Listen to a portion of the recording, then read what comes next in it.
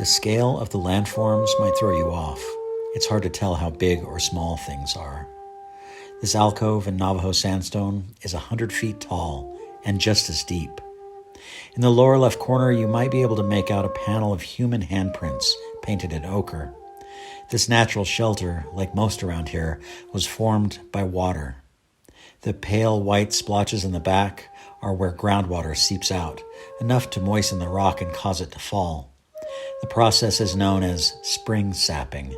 It's not from water flowing outside, but from water flowing inside the rock, evidence of aquifers and streams that flow deep underground. Where they emerge, the bedrock erodes and leans over itself, forming a shelter for ancient handprints, a sort of birthplace, a chamber of echoes.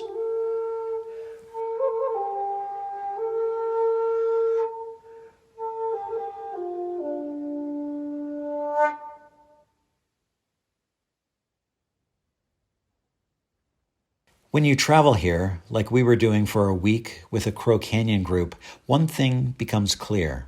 Everyone needs water, every single mouth, cottonwood trees, coyotes, ants underground. These hands belong to people who drank from springs and trickling snowmelt. There were many of them. In this place of rock and little rain, they not only survived, they thrived. Water shapes everything from sand washes to bedrock canyons. The lay of the land is hydraulic, eroded to the bone, allowing you to clearly see the architecture, ground undercut by one flash flood after the next, brought down to bare rock and sand. Solution pockets from where groundwater millions of years ago changed mineral concentrations inside the rock. Exposed to the elements, the pockets wear differentially, forming strange bone-like cavities. This is maybe how a massive alcove starts, with small holes. Anywhere water gets a toehold, it impresses itself into the rock, fluting and carving it into almost ceramic shapes. This is where I'd start when trying to understand a place. What are its most basic forms? What major elements are at play? This is an abandoned meander where a river used to flow, south end of Bears Ears. The land is covered with this sort of thing, erosional marks going on for millions of years, crisscrossing each other, leaving far buttes and a bewildering number of canyons cut down into shadow, places you'd never imagine from up here in the sunshine. Light above, shadow below. It's a theme out here. The land slowly rises by tectonic forces, and rivers steadily saw it back down. This kind of water is what drives the larger landscape. The San Juan River is cutting down through rock to meet the baseline of the Colorado River, which is driving down through rock to meet the baseline of the sea. And that's why these rivers are not clear. They're running with debris because they're carrying away mountain ranges and they're carrying away the canyons, so they're full of all this sediment that's heading downstream. This water carries everything away.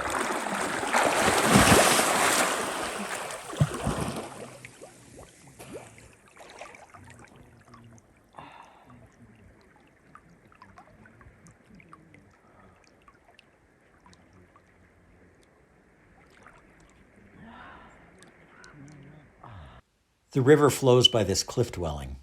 This was from the tail end of Pueblo people living in this area prior to the 14th century. Hopi archaeologist Lyle Balenquah worked at this site, mapping and trenching. I've done a few trips with Balenquah, who came as one of the instructors for this week-long program. Balenquah is descended from people and traditions that came out of the Four Corners 1,000 years ago, from the people who built these cliff dwellings and lived in them. It must have been some very important rock. To many people, these archaeological remains seem to dwell in a mythic past, a lost civilization. While for Balenquah, this is family, a direct connection to his bloodlines, his first language. I can relate to it in the sense that there is an unbroken chain of continuity between myself and what we're looking at. And it really doesn't matter if you believe me, because we're kind of beyond that in indigenous thinking now. We're we're past the point of really trying to have to prove it, even though we're continually having to prove it. We'll prove it to ourselves first, and how we do that is through a lot of different methods. That sense of quote unquote discovery, that's a misnomer, right? This idea that we're experiencing something for the first time, which is different than discovering it, because not any of us here can say we are discovering this. It's already been here for many generations. We are experiencing it for our first time. My first time was yesterday, right at this site, to be here. And I stood right here and thought about what this place represents. And what these places represent is that unbroken chain of continuity that we retain within our birthing stories, right? Our origin stories. We all have those as human beings. We all retain that understanding of trying to understand where we come from and how did we get to the point of where we're at today. And so for us as indigenous, and I'm only speaking really to Hopi, and I'm one person out of many, but we're very confident now in being able to say that these places belong to us, that we may not be exactly who they were, of course not, because everything changes. We understand that we are a living culture as Hopi people, that we are human beings that go through these stages of development, and we'll get to that. The particular stage of development the site Balenquah was talking about is a cliff dwelling above us in the canyon, eroded masonry walls against sandstone marked with spiral petroglyphs.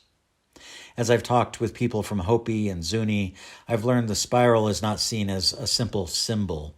It could apply to many things, tending to suggest movement, something that whirls or spins, like time, like the sun moving back and forth across seasons, or wind, or water, or people leaving one place and arriving at another. Because the Colorado Plateau is a marginal place to grow food and live, a season's crops might depend on the arrival of maybe one good thunderhead. Check dams of stacked rock were placed in small drainages to catch the rainwater, enough to slow the water as it flows, to give it time to swirl down and soak in, banked in the ground. A lot of what these people did was water storage. They were landscape architects, and it didn't take much acreage to feed the people if handled properly. In a sense, they were nomadic over generations because of water scarcity. They carved 1,000-year spirals around the four corners. They'd set down villages and households for 30, 40, sometimes 100 years if growing was beneficial.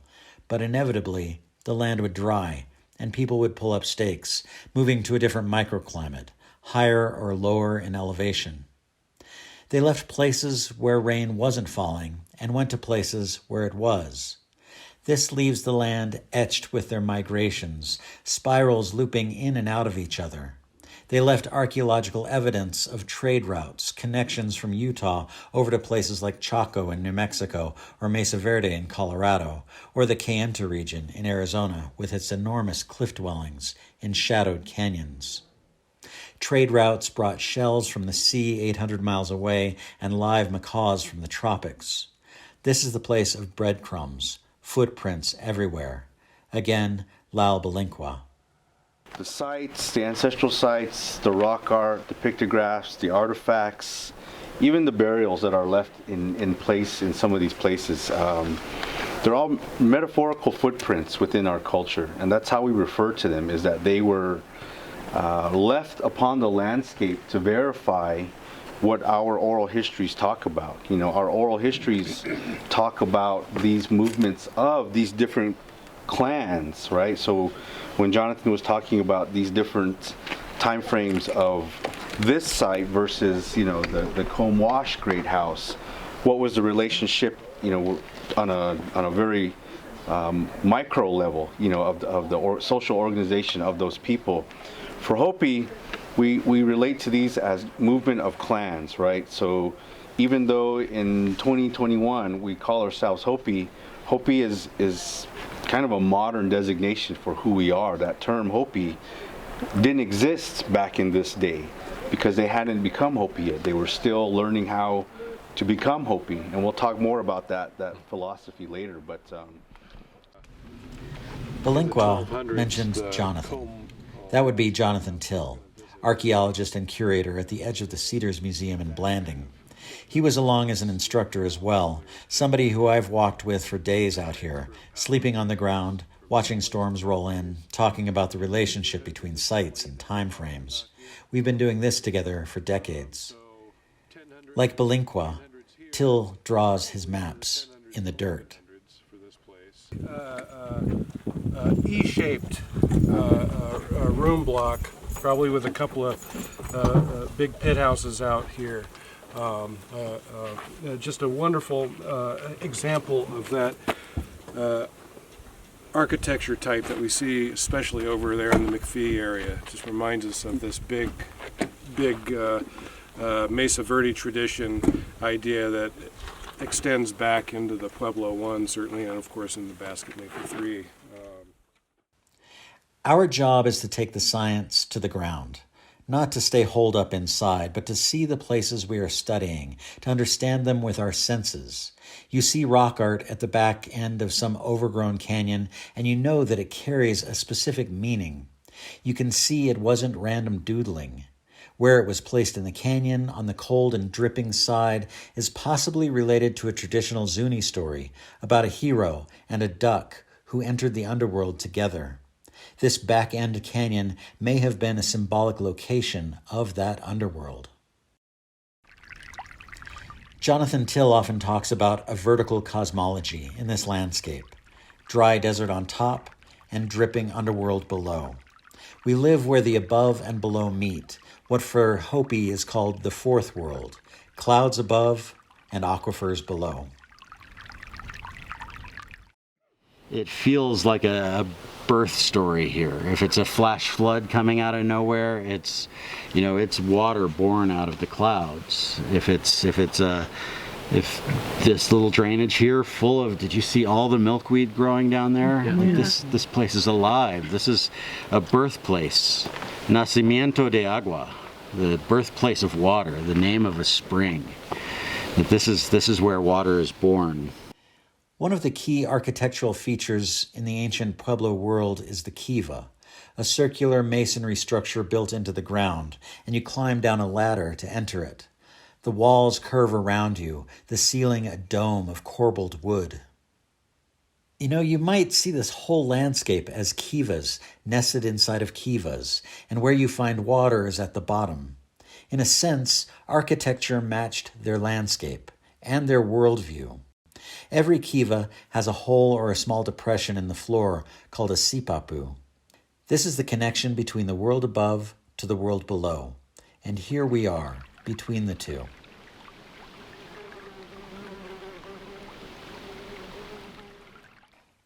Cottonwood trees hold a unique place in Pueblo traditions. Their wood is used to make effigies or dolls of Katsinas, rain deities. The trees mark the presence of groundwater, where you see sudden canopies of green in the desert. They tap water from the underworld, while clouds tap it from the heavens, and you are the thing that stands between the two, waiting for rain to fall into your open mouth, like people have been doing here since day one.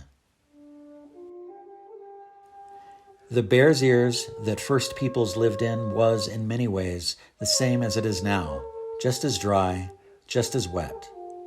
This is a place to start. Look at the ground. See where you are. Let it lead you along. The land is a story that is telling itself.